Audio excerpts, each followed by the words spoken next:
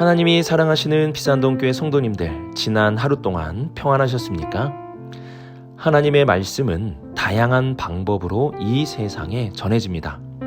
그 중에서 우리의 삶과 모습을 통해서 하나님의 말씀은 향기롭게 흘러갈 수 있습니다. 오늘 주신 말씀이 우리의 삶의 향기가 되어 이 세상에 흩날릴 수 있는 우리 모든 성도님들이 되시길 바랍니다. 기도하겠습니다. 사랑의 하나님 아버지, 하나님의 말씀이 우리의 삶에 이루어지게 하여 주시고 그 삶으로 하나님의 말씀을 세상 속에 전하는 우리 모두가 되게 하여 주옵소서. 말과 혀로만 하나님의 말씀을 말하는 것이 아니라 행함으로 나타낼 수 있는 우리의 복된 하루가 되게 하여 주옵소서. 이 모든 말씀 우리 주 예수 그리스도의 이름으로 기도드립니다. 아멘.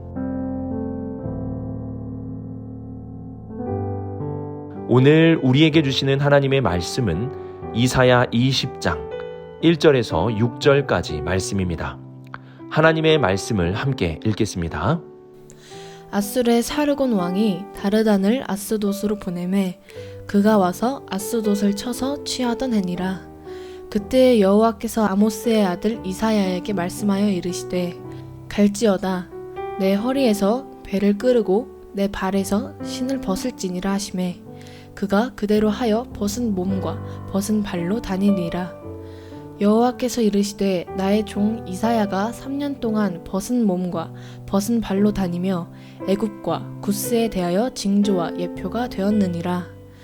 이와 같이 애굽의 포로와 구스에 사로잡힌 자가 아수르 왕에게 끌려갈 때에 젊은 자나 늙은 자가 다 벗은 몸과 벗은 발로 볼기까지 드러내어 애굽의 수치를 보이리니 그들이 바라던 구스와 자랑하던 애굽으로 말미암아 그들이 놀라고 부끄러워할 것이라.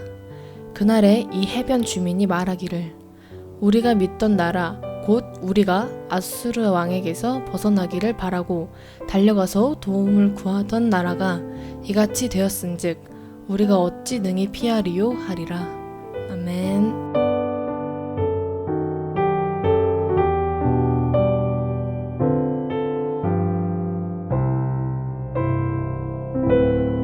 (1절을) 보시면 오늘 말씀의 역사적인 배경에 대해서 설명을 해줍니다. 이때는 아수르의 사르곤 왕이 세상의 패권주로 있었던 시대였습니다. 사르곤 왕은 북이스라엘을 멸망시킨 왕으로서 당시 이스라엘과 주변 국가들의 공포의 대상이었습니다.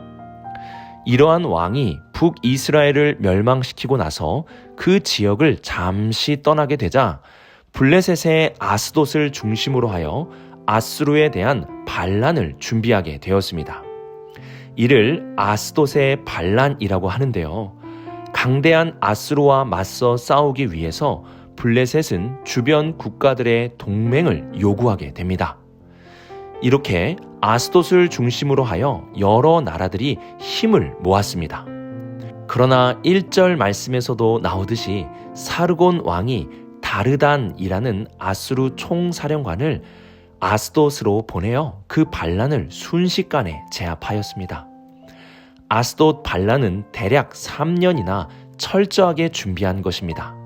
하지만 아수르의 공격으로 허무하게 그 모든 것이 끝이 나고 말았습니다. 바로 그 해에 그들이 그렇게 철저하게 준비하여 아수르와 싸우려 했지만 한순간에 모든 것이 끝나버린 바로 그 해에 하나님은 아모스의 아들 이사야를 불러서 말씀을 주십니다. 하나님은 이사야에게 갈지어다 라고 하시며 유다 백성을 향하여 가라고 하십니다. 그리고 이번에는 말로써 하나님의 말씀을 전하는 것이 아니라 행동으로써 하나님의 말씀을 전하라고 하십니다. 이를 예언자의 상징 행동이라고 하는데요. 하나님은 예언자를 불러 특별한 행동을 하게 하시고 그 행동을 통해 하나님의 말씀을 보여주십니다. 이전에 이사야 8장에서도 하나님은 이사야에게 큰 서판을 가지고 와서 마헬 살랄 하스 바스라고 쓰게 하셨습니다. 당시 이 행동은 많은 사람들에게 주목을 받게 하였고 이 큰 글자를 통해서 남유다를 공격하려는 아람과 북이스라엘이 순식간에 망하게 될 것을 알려주셨습니다. 우리는 이러한 이사야의 상징 행동을 통해서 기억해야 할 것이 있습니다. 그것은 말로만 하나님의 말씀이 전달되는 것이 아니라 행동으로도 전달이 된다는 것입니다. 성경을 보면 중요한 것일수록 행동으로 하나님의 말씀이 전해짐을 알 수 있는데요. 예를 들어 예수님은 제자들에게 섬김의 중요성을 말씀하셨습니다. 그리고 이 말씀을 발을 닦아주는 행동을 통해서 분명하게 보여주셨습니다. 또한 우리가 가장 강력하게 기억하는 예수님의 메시지는 십자가입니다. 이는 우리를 사랑함과 용서 그리고 죽기까지 하나님께 순종함을 직접 보여주신 하나님의 말씀입니다. 오늘 본문에서도 하나님이 이사야의 행동을 통해서 매우 중요한 말씀을 유다 백성들에게 전해주십니다. 아스돗의 반란이 실패하고 남유다는 혼비백산이 되었습니다. 이제 아수르의 공격에서 그 누구도 안전을 보장받을 수 없었기 때문입니다. 바로 그때에 하나님은 유다 백성들에게 행동을 통해서 분명하게 보여주시는 하나님의 말씀을 전해주셨습니다. 혼란스러울수록 분명한 하나님의 말씀을 들어야 하기 때문입니다. 하나님의 말씀은 우리의 입을 통해서도 전달되지만 중요하고 분명하게 들어야 할 하나님의 말씀은 삶으로 전달이 되어야 합니다. 말로써 전하는 것도 중요하지만 삶으로 보여질 때 더 강력하고 분명한 하나님의 말씀을 전할 수 있습니다. 우리가 살아가는 세상에도 남유다가 지금 겪고 있는 혼란이 있을 수도 있습니다. 이때에 이들이 들을 수 있는 강력하고 분명한 말씀은 삶으로 하나님의 말씀을 전해주는 것입니다. 요한일서 3장 18절 말씀과 같이 우리가 말과 혀로만 사랑하지 말고 행함과 진실함으로 이러한 드러낼 수 있는 삶으로 하나님의 말씀을 전하는 우리 모든 성도님들이 되시길 주님의 이름으로 축복합니다.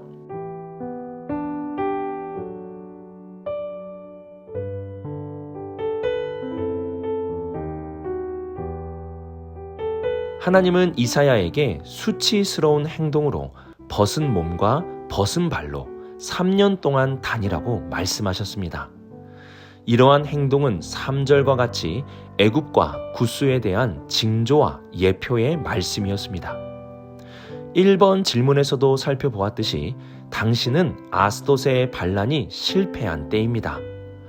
아수르를 대항하기 위해 동맹을 하였지만 아수르 장군 다르단에 의해 순식간에 그 모든 것이 사라지게 되었습니다. 아스돗의 반란이 실패한 이후 유다 백성들은 그나마 강대했던 나라, 아수르와 대항할 수 있는 나라인 애굽과 구스를 의지하게 되었습니다. 이제 그들이 없으면 아수르에 의해 자신들도 북이스라엘과 같이 멸망당할 것만 같았습니다. 남유다의 대신들은 어떻게든 애굽의 사신을 보내어 동맹을 맺고 애굽 사람들이 우리를 와서 도와주기를 기다렸습니다. 하지만 하나님은 이사야를 통해 애굽 사람들이 벗게 될 것이다 라는 강력한 메시지를 전해주셨습니다.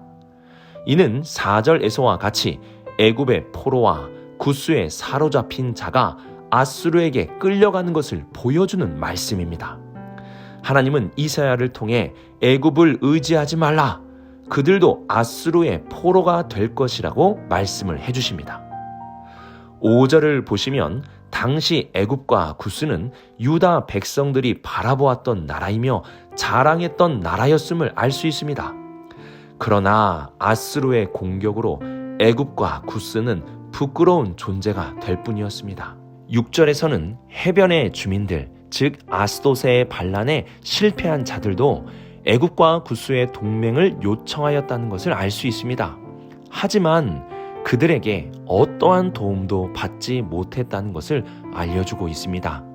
하나님은 이사야를 통해 남유다의 왕과 백성들이 잘못된 것에 기대하거나 소망을 가지지 않도록 경고하고 있습니다. 애굽을 기대하지 말고 구스에 소망을 두지 말라는 것입니다. 시편 62편 8절에 이러한 말씀이 기록되어 있습니다. 백성들아, 시시로 그를 의지하고 그의 앞에 마음을 토하라. 하나님은 우리의 피난처시로다. 아멘. 하나님을 의지하고 하나님께 우리의 마음을 토하십시오. 하나님이 우리의 의지이시며 소망이십니다. 그분이 우리의 진정한 피난처가 되십니다. 우리는 무엇에 기대하고 무엇에 소망을 두고 있습니까? 우리에게 수치를 안겨줄 세상의 것을 의지하지 마시고 우리의 진정한 피난처이신 하나님을 의지할 수 있는 우리 모든 성도님들이 될 수 있기를 바랍니다.